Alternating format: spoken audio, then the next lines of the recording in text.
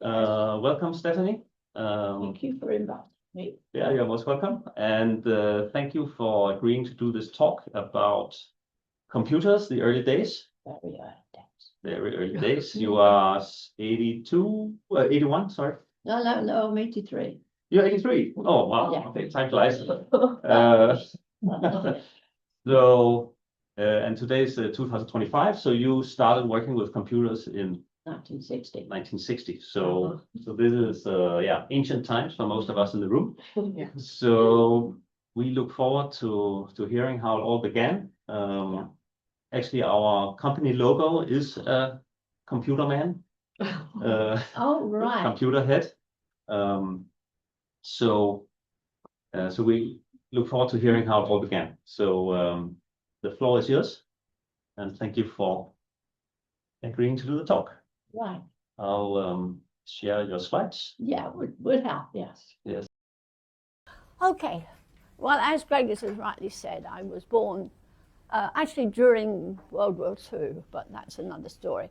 And I left school at 18, and I didn't want to go to university because that's another story as well, which we won't go into. So I was marched down to the Youth Employment Office, which that's the sort of thing we had in Britain in those days. And yes, I was born in England. I suppose I should just mention that. And this very nice gentleman at the Youth Employment Office said, he went through a number of things. I was good at mathematics, so I could have been an accountant, or I could have gone to college and become an actuary, and neither of those appealed. So he said, but I've got this job. If you want to go to work in London, or he put it that it was kind of it was an impairment that he was working in London. So that's how I got into the computer industry, because I wanted to work in London when I was 18 years old. But in those days, computers were very, very different to what they are today, except they're not. Which key do I press? Yes. Basically, computers work by electricity. So they understand positive electricity or electricity present or no electricity present. So it's positive or negative.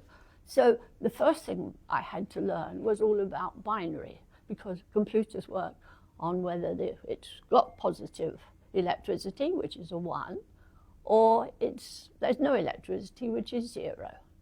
So that's a string of binary digits. Does anybody know what its numerical value is? No, or you wouldn't do. So basically, working from right side to left, it's 2 to the power of 0, 1, 2, 3, 4, 5, 6, etc. And that's how the very early computers could understand numerical numbers. So with this one, we've got the actual 2 to the power 0 is 1. Don't ask me why, because I don't know. But the rest is obviously, you understand. So the number we've got there is 2 to the power 3 plus 2 to the power 6, which I think, no, it makes 72. So that's how computers work, plus or minus, negative electricity or 0 electricity. And to get the full range of characters that we needed, we had to have a form of input. Has anybody seen a punch card before? Other than Gregor's? One over there. Good.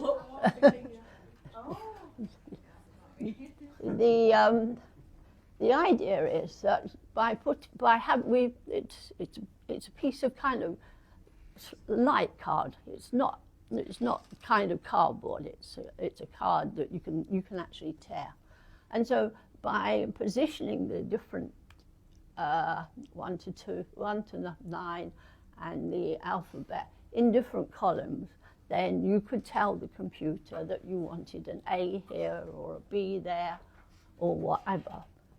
So that's how the data was put in, basically in using a punch card like that. But that's what our programs look like.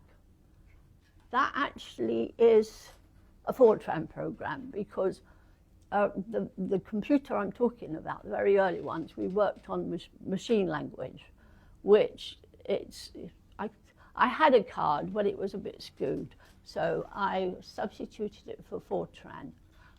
Don't ask me what it says, because I don't know. But you have to, originally we had to put in information like that into computers.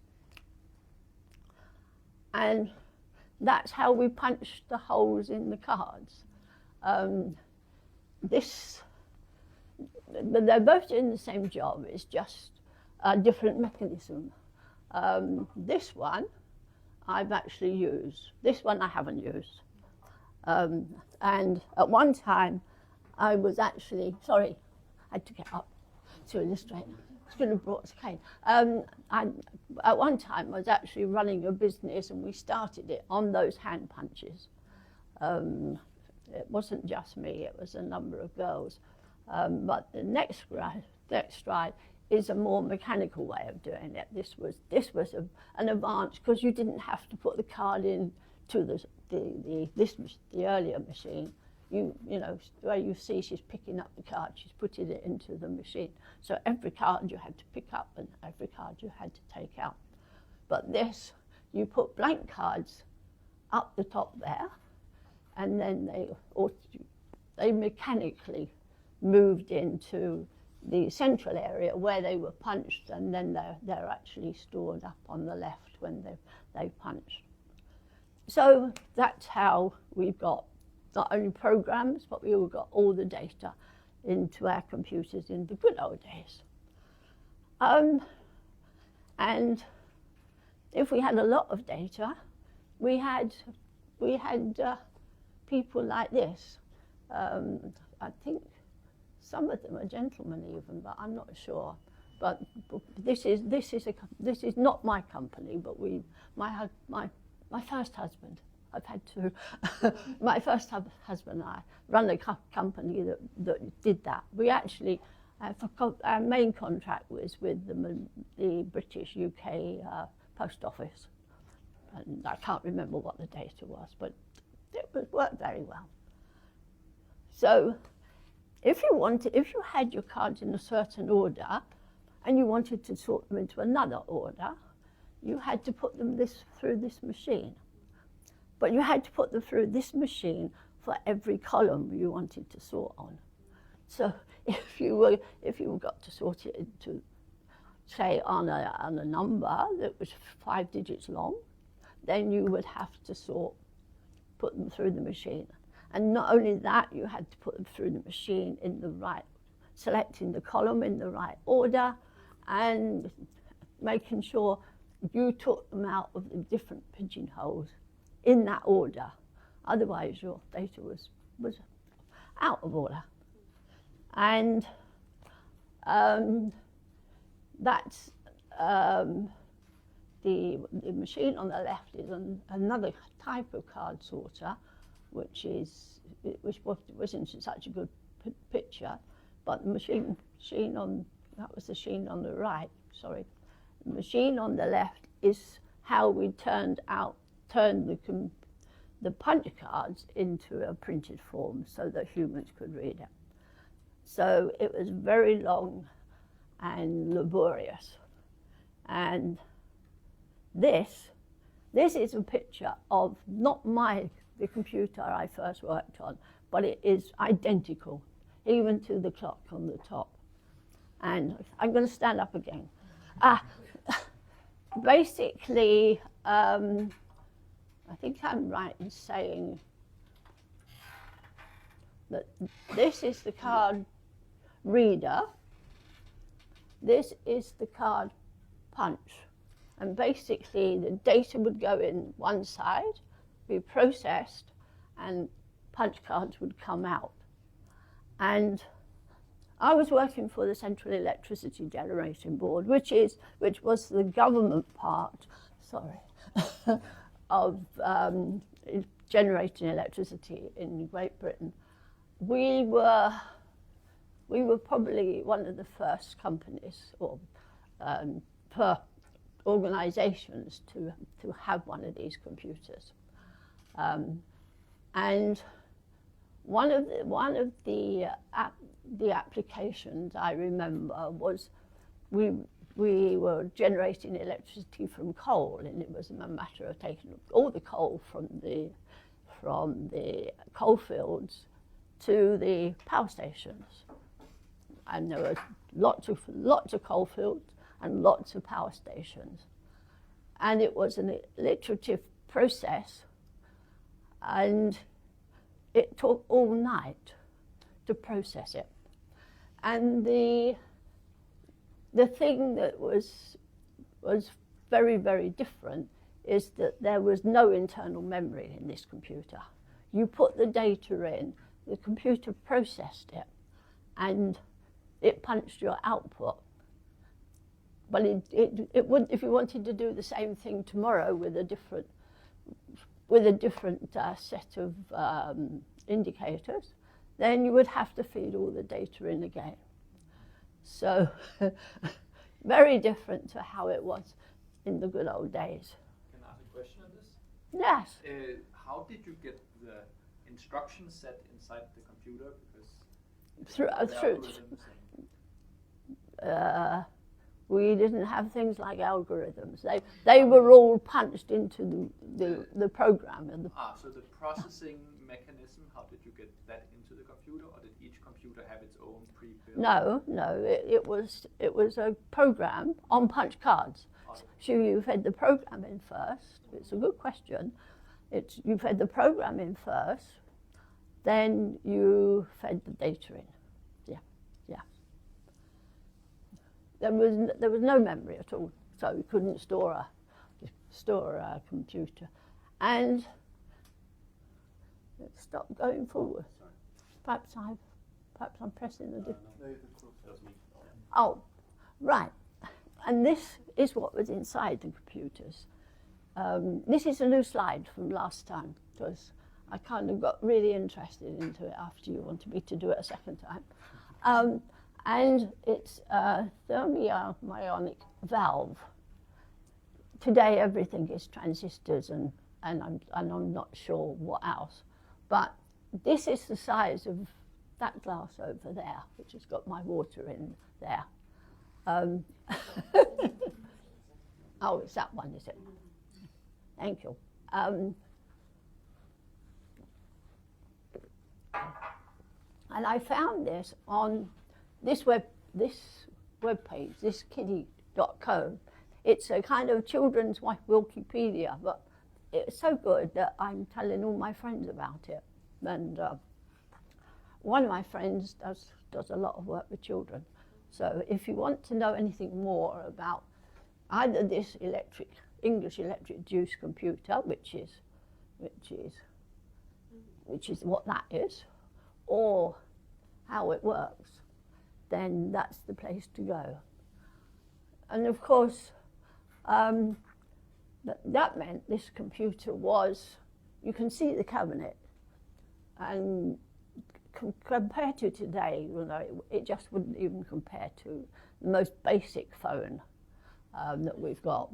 But it was so big that the engineers used to open the door at the back and walk in and actually change these valves when they didn't work. So we had 3 on-site engineers and all of us kind of hanging around for overnight runs, and it was archaic to say the least. But it was definitely the very beginning for me, because I ended up spending, I was here for about 2 years, 2+ years. And as you saw from the front first slide, I spent 36 years in computers. And I saw them change a lot, but they've changed a hell of a lot since I became retired. As I said, the computer didn't even have a magnetic tape drive originally. After about probably a year or so, we did add in a magnetic tape. And you're obviously aware of how tapes, if you want the information on a tape, then you have to run all the way down to where it is. As opposed to today, it's all instant, go in, it's there. So even with tape drives, it was still a very archaic system. It improved it that we could load the data into the computer and store it on magnetic tape, but we had to go backwards and forwards across the tape whenever we wanted. And so, I forgot about that. This English electric juice, as I say, it was very, very early. It's I think it's one of the earliest computers. I think it's second computer developed by Great Britain. After that was superseded at the generating board with an IBM 790 computer, which came with its own discs, tapes, but still they were all tapes. There was no instant access of data. So it took how many people? 5 people to run it in the computer room, whereas computer rooms now are mainly unmanned, as far as I know. And that was our data store, and that that data store, I'm not sure that it could be stored on my phone, all the data in there, because my phone's a bit archaic, but it could well be. If you've got a very modern phone like Gregor's has, because he had a birthday last year, then it could all probably be stored on his phone. It's quite incredible. You know, if anybody told me then I was going to be sitting here today talking in today's modern computer world, I wouldn't believe them what had happened. So.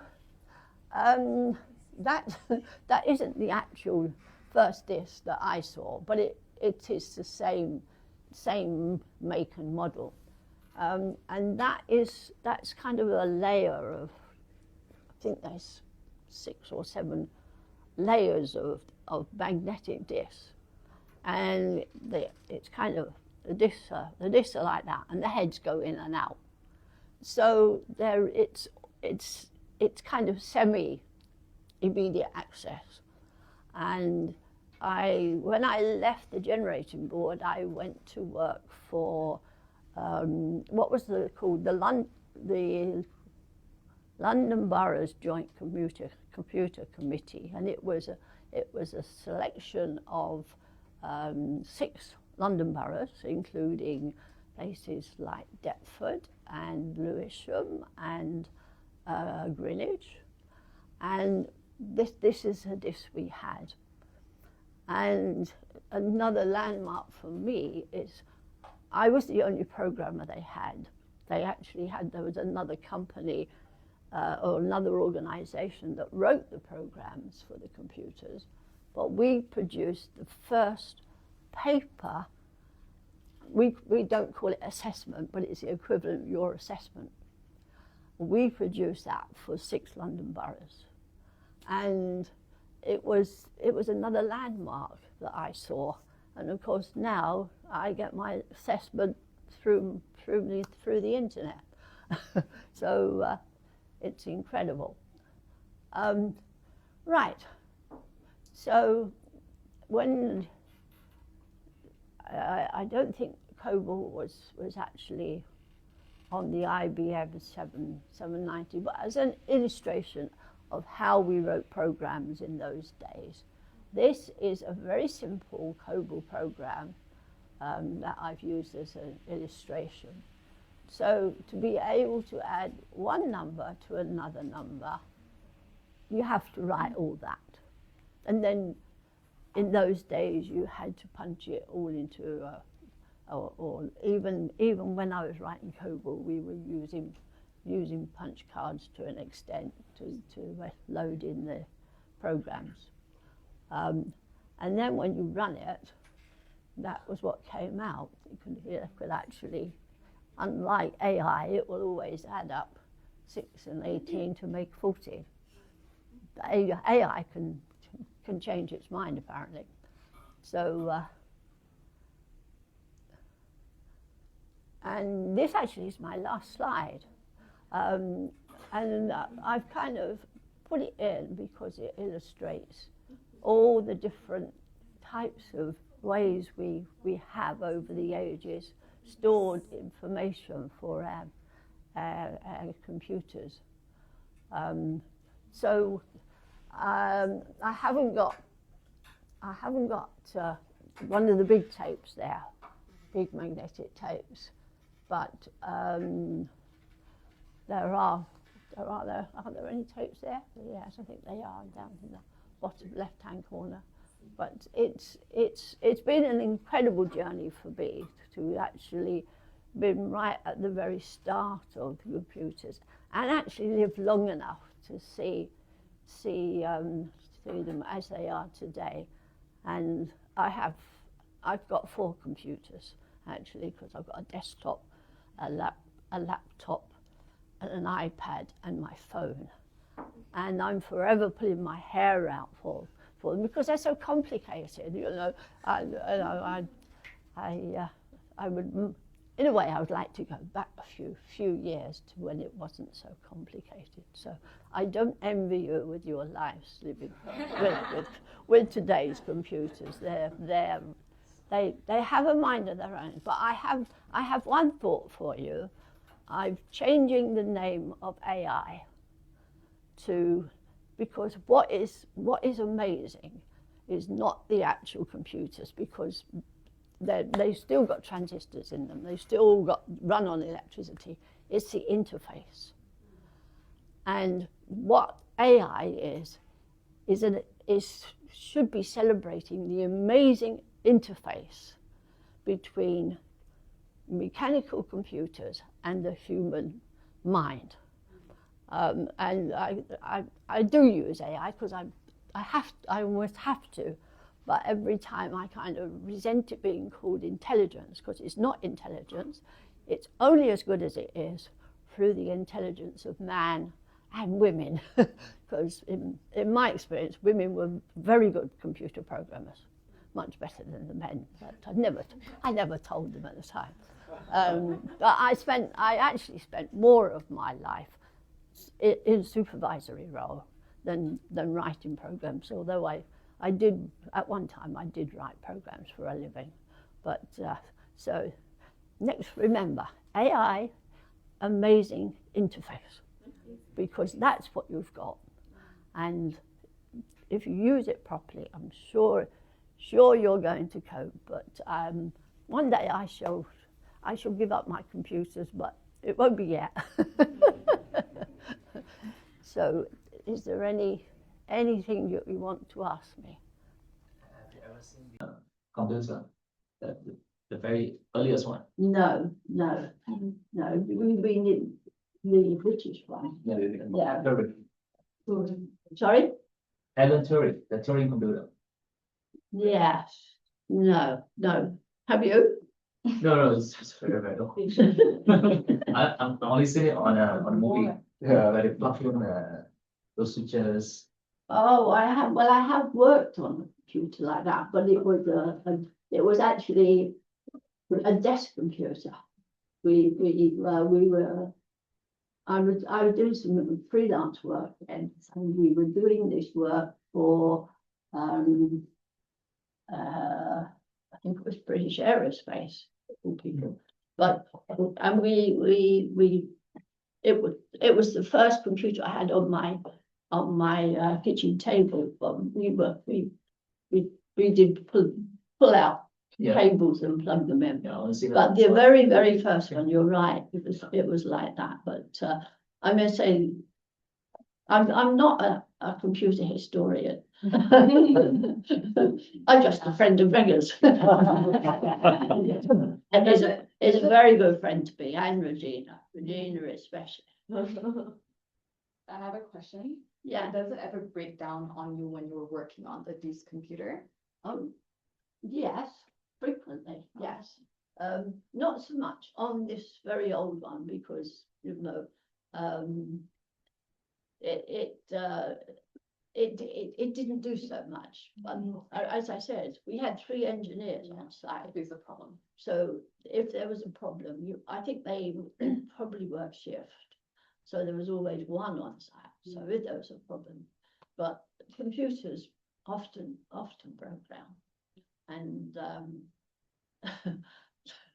I live in Banks of the South, and I don't know what this has got to do with it, but the LRT broke down, not yesterday, the day before, that runs through university.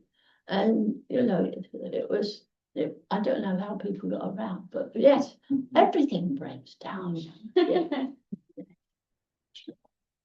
Oh yeah, very friend, Kelly. So how many of you have got computers? I do. Yeah, anybody not got a computer? I do have. If you include your video? No? No. No. No. And as long as you have a phone, then you have a computer. That's right, Yeah. nowadays, yeah, And oh, you can watch as well. Yeah. that's right. Oh, yeah. Yes, yes, Yeah.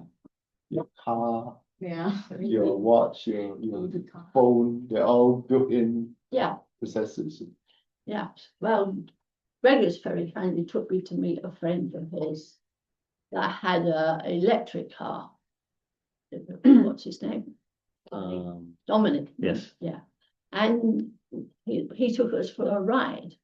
And this electric car, it's not self-drive, but it's computing the distance between it and the car in front. And if you get too close, then it put the brakes. So yeah. And I was reading an article that they are going to bring out a self-drive car. But they tried it and it didn't work very well. But yes, so the future, I don't know whether it's bright or complicated, but it's exciting. That's the main thing. I have a question, Stephanie. So, because you were one of the first to work in computers, right, in the UK. So, was it difficult to explain to your friends what you were working with, and how would you explain it? Well, I mean, I had friends that I was working with. I didn't need to explain. And when I went back to where I lived in Hertfordshire, I don't think I tried to explain, because how can you explain to someone, how many years ago is it now? It's 83 years ago. No, that was 78. 65. 65 years ago, what a computer was. But they just didn't understand. Yes, yes.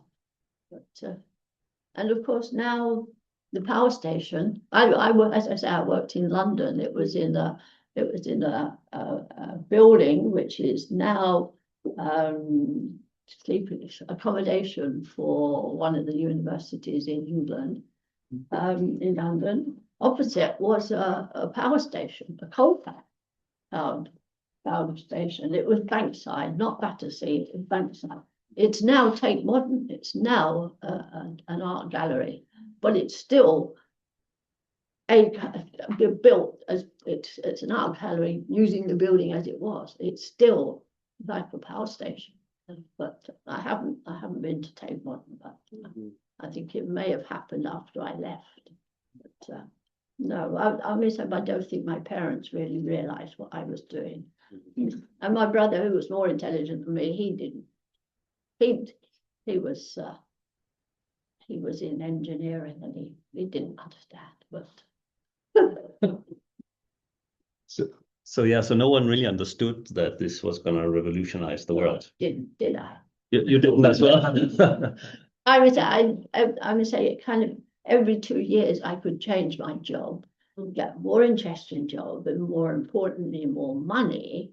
So I knew things it was a good career to be in, and I could see that more and more companies were using computers to get rid of the mundane work, but I never realized it would progress into to computers as they are today. But don't be frightened of them. If you pull the plug, they stop working. They will not work without electricity, even today. I would say your watches are working on batteries. When the batteries run out, they'll stop working. So don't be frightened. So actually, yeah, on that note of that computers could do mundane tasks. So this is a very current issue with AI, because people are projecting that, let's say, 50% of the jobs will be lost to AI within the next 5-10 years. What's your opinion about that? Well, it's only a repeat of what happened, because what I told you about the disk drive, when we produced the assessment for 6 London boroughs, before that was people sitting writing about. And all those people lost their jobs when this computer came in. So computers have always taken away the mundane work of us humans. And so that's, they're a tool. And so that's how it should be. And yes, they will, AI, as you call it, or amazing interface, as I call it, it will certainly replace some of the work and some of the workers. So yes, there will be more jobs, but that allows people to do other things. So it's yeah. Sorry, So it's a good thing. Yeah, as long as they, we don't get to the stage where they think computers are in control, because they're not. You pull the plug and they stop working.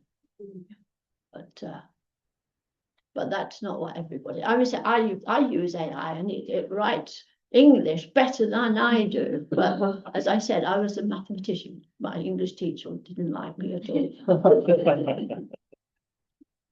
So maybe I have a last question from my side. So since you have been through this amazing development in computers, what's the top 3 things where you were really impressed by the development that computers could suddenly do this? What? Well, I need notice of a question like that, the top 3. Well, I suppose with the advent of immediate access data storage was the amazing thing, because it changed everything from being laborious, let's run through this table, then we have to go back again, to that's my information, I can get it. So probably that's something really to do with computers, that's to do with peripherals, which is data access. So that's my top 1. You want 2 more? I would say the size is amazing, obviously. The fact that you can carry a phone in your pocket or handbag, and it's so small. But it was amazing when I actually had this computer on my kitchen table. This was a long time ago, when I was still living with my first husband.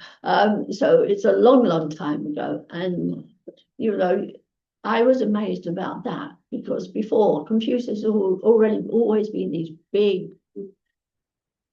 metal cupboards where there was all this electronic stuff. I'm not an engineer, so I don't understand the electronic side of it. But if there would have been computer engineers that were coming into the business when I did, and if they stayed all the way through, they would have seen so much more. So that's two. And I rest on two. What about the iPhone, for example? What about the iPhone? I don't know, let's talk about in our generation. Was that a big thing for you? Or? Well, Apple was in business in England long time ago when I was still working, and I think we all foresaw that Apple would be different. But I'm an Apple person. All my computers are Apple, but that's because it's so easy to just go from one to another, and it is more advanced, but you know, that's more on the PC kind of side of it. My business was on commercial computers. I've always, although I worked for local government and national government, and I ended up, I actually worked for Kimberly-Clark's for a while.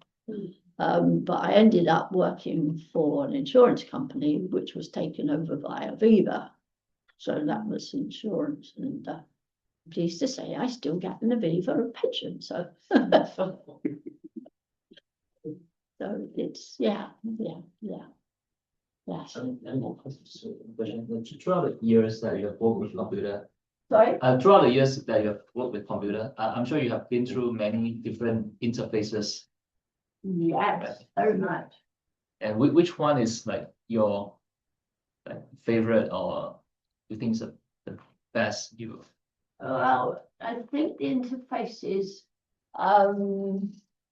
in when I was working, they were somewhat laborious compared to today's.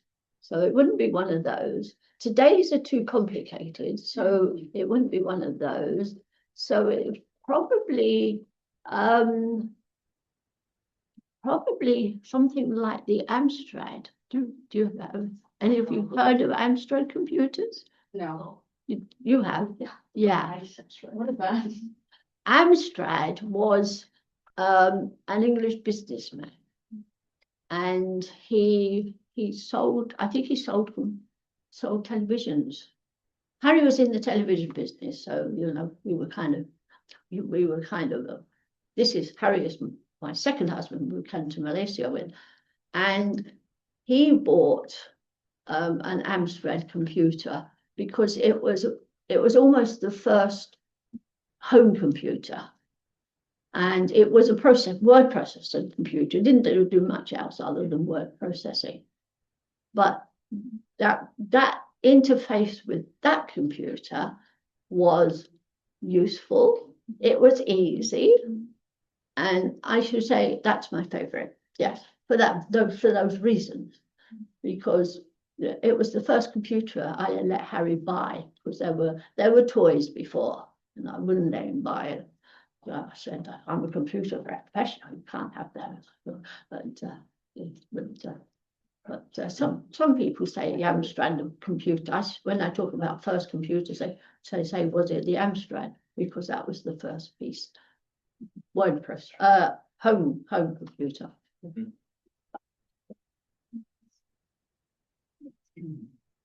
So fantasy question. Will computer take over humans' life in times to come? No, I mean, no, it can't. It can't. No. Computers cannot think. This artificial intelligence is just words. They are not intelligent. They won't take over, and they won't. They may become so powerful that we cannot control them. But as I say, if you can get to the plug and pull it out, it stops working, however big it is, however powerful it is. And some now computers are very, very powerful. You have whole buildings of computers, but they won't be able to breed with a human being for a start. So to have life on the earth, we do need man, man and woman as they are. Please believe me.